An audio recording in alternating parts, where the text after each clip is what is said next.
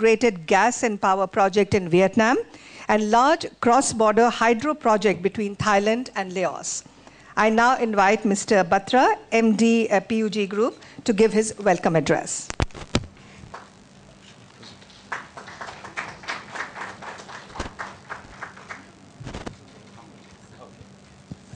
Okay, great, thanks. Honorable Chief Minister of Maharashtra, Shri Vikas Batra, Honorable Union Minister of Coal, Shri Vikas Batra, Chairperson CRC, Dr. Dio, Secretary CRC, distinguished guests, ladies and gentlemen. It's my pleasure to welcome you all at the Energy Conference 2001 being held in Mumbai today. We live in actually very fascinating times. As you know, that our region and our country in specific is going through, it's probably one of the highest growing regions and countries in the world. And ironically, at the same time, we're seeing slowdown and almost recessionary conditions in the developed Western markets. In spite of that, energy prices continue to be at all-time high, and at the same time, we're all competing for the scarce natural resources globally. And I think for the Asian region, this is a new paradigm for energy security. And as I said, we compete against global giants. And we also have to go for where the energy resources are, and at times that happens to be in markets and regions which have political challenges and hence risk associated with it. With a growing economy, our energy needs are also growing at almost the same pace as the growth of our GDP, which is between 7 to 9%.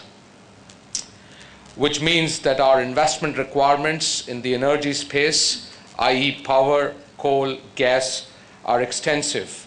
We also need significant investments in the downstream, i.e. transporting, and also assessing and making the access available to the end customer, which means we need to make investments in transmission and distribution in case of power, in gas pipelines, and also for infrastructure for importing resources. I guess we face a number of other challenges domestically in terms of ensuring these investments. In the next 5-year plan between 2012 and 17, it is estimated that India will need hundreds of billions of dollars in these 3 critical sectors. We also need access to superior technology and access to long-term funding, both debt and equity. And I guess to facilitate that, we need stable, consistent policy and regulatory framework. As most investors would say, that the best regime, policy and regulatory regime, which produces minimum surprises.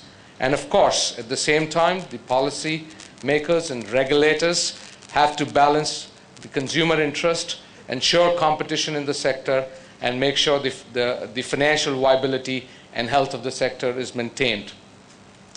In this backdrop, the objective of this conference is to provide a platform for all stakeholders to basically exchange views and also understand directly from a number of senior policymakers and regulators who are present as to the direction of policy, regulation, and I guess for regulators and policymakers to get some feedback from the investors.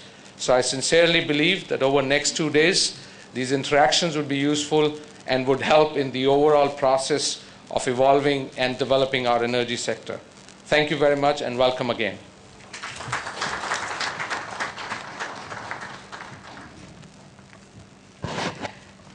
Dr. Pramod Deo, Chairman of the Central Electricity Regulatory Commission, has 28 years of experience in the energy sector at policy